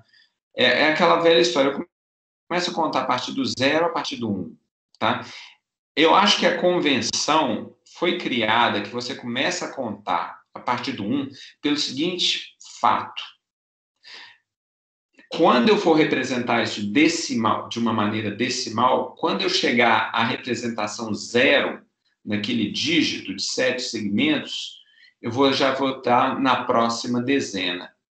É uma possível explicação. Por quê? Porque quando começou no zero, eu não tinha nenhum bit. Eu te confesso que eu não sei. É que essas questões de convenção, André, você não tem muita.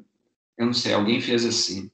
Alguém, muito provavelmente, descobre isso. Mas por isso que ele está dizendo, aqui é o BCD incrementado por 1, tá?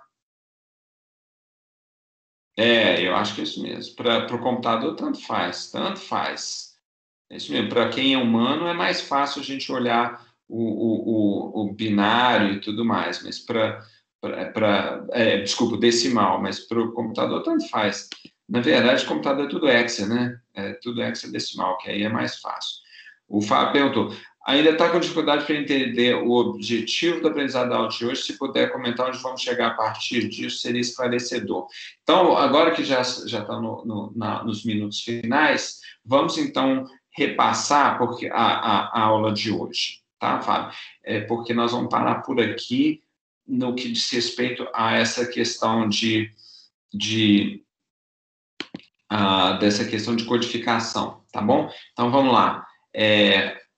No início da aula, o que nós fizemos? Vamos só repassar qual que foi o objetivo da aula de hoje. Primeiro ponto, eu vou repetir para vocês aqui. O primeiro ponto era sobre a questão que nós temos de o que é melhor. E você vai perceber, viu, Fábio, está tudo conectado. O que é melhor?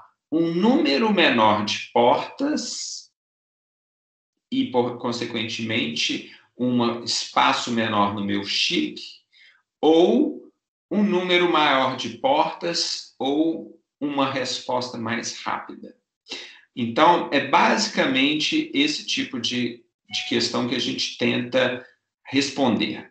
Então, na prática, o que eu tentei ilustrar para vocês foi o seguinte: que na vida tudo tem custo. Se eu quiser um número menor de portas, o que eu ganho? Eu ganho espaço, porque eu consigo representar mais informação e desempenhar maior número de função, e eu consumo menos energia, e eu consigo fazer um chip menor, ou seja, de menor custo. Isso é o que eu ganho. O que eu perco? Eu perco em velocidade. E por quê? Porque eu tenho atrasos nas linhas.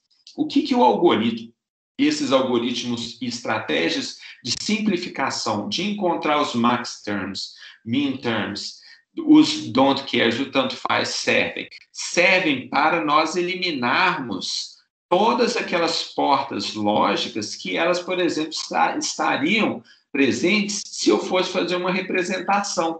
Então, veja, por exemplo, o caso do somador. Né? O caso do somador, ele é um bom exemplo para poder ilustrar esse caso.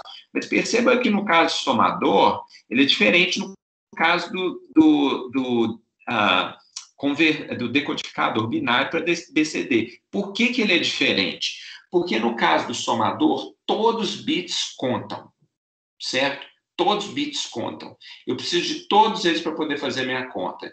Então, ali a situação fica da seguinte forma: ou eu pego um circuito para fazer conta rápido, ou eu crio, que aí ele vai ter um número de portas grande, a gente vai ter que ilustrar, seguir a linha de tempo, ou eu pego um circuito pequeno que vai gastar menos energia. Exemplo, uma calculadora qualquer que eu quero que funcione com luz solar. Então, esse é o primeiro trade-off, né? O primeiro compromisso que eu faço. Circuito rápido, muita potência, muito espaço. Circuito pequeno, baixa potência, pouco espaço, muito tempo. Desculpa, eu falei circuito pequeno, maior tempo para processamento. Então, esse foi o primeiro caso que a gente tratou olhando tudo isso e olhando com exemplos práticos de somadores, como que a gente representa no nível de transistor. Segunda parte da aula. E se eu tiver algumas situações onde os bits, algumas configurações não interessam? Em outras palavras, se eu estiver sobrando funções ali para poder fazer uma dada representação. Exemplo, conversão de binário para BCD. Aí a última conversa que a gente estava tendo aqui com a Andressa é o seguinte: eu estou jogando fora. Quando eu passo de binário para decimal, para depois representar num num display de 7 segmentos, eu vou estar jogando bit fora. Então, peraí, se eu estou jogando bit fora, eu posso usar isso para simplificar meu circuito. Aí é um caso onde eu simplifico e eu ganho, percebe? Eu ganho por quê? Porque eu vou ganhar espaço. Ele não vai estar executando função nenhuma. Dessa forma, quando você for desenhar o seu circuito combinacional, você terá entendido, no caso que eu tenho estratégias de simplificação, para onde realmente faz sentido simplificar, que é no caso de bits de tanto faz, que é o caso do decodificador binário para BCD, ou estratégias de simplificação onde um número menor, eu posso fazer a mesma representação para um somador com um número maior ou menor de portas. Quando eu fizer com um número menor de portas, eu vou ter um consumo menor de energia, porém eu vou ter um tempo maior de processamento. Um número maior de portas, eu vou ter um consumo maior de energia, porém um tempo menor de processamento. Então, a aula de hoje, basicamente, é para vocês entenderem onde estão esses compromissos que a gente faz. Ficou claro? Era isso que a gente queria cobrir aqui hoje. E a próxima aula, aí a gente vai chegar, vamos ver, deixa eu só ver onde que eu parei aqui para a gente continuar na aula que vem. A gente estava descrevendo quais eram as estratégias para poder fazer simplificação. Tá certo? Então, o ponto todo é esse, gente. Por que a gente gasta tanto tempo para fazer isso? Da mesma forma que você, quando estiver escrevendo um código, você vai fazer o máximo para poder enxugar seu código, para que ele fique o menor possível. Isso é uma prática que ela é preconizada na ciência de computação. Você quer um código menor. Mas quando a gente está falando de circuito, é a mesma coisa. Depois, em FPGA, é onde essa questão se torna mais evidente, porque FPGA hoje em dia, que é uma forma de você converter software em hardware, você compila e gera, elas não são grandes, não. Não é tipo um PC, um computador que você vai, gera um código executável e fica aquele negócio lá de, sei lá, não sei quantos mega. Não. Ali você tem que compilar as coisas e gerar um circuito de alguns K. Na melhor das hipóteses, alguns mega. Aí você pode até falar o seguinte, mas por que eu vou fazer isso? Gente, o tradutor do Google começou foi desse jeito, tá? O tradutor que era online, que antigamente era software, a primeira implementação foi com FPGA. Então, essas práticas de minimizar tamanho de código, utilizar circuitos, elas são completamente equivalentes. É por isso que a gente gasta tanto tempo nelas. É uma forma de pensar, tá bom? Então, gente, eu vou parar por aqui hoje e aqui na próxima aula a gente retoma de onde eu estou. Vocês querem fazer alguma pergunta antes da gente prosseguir, antes de eu finalizar hoje?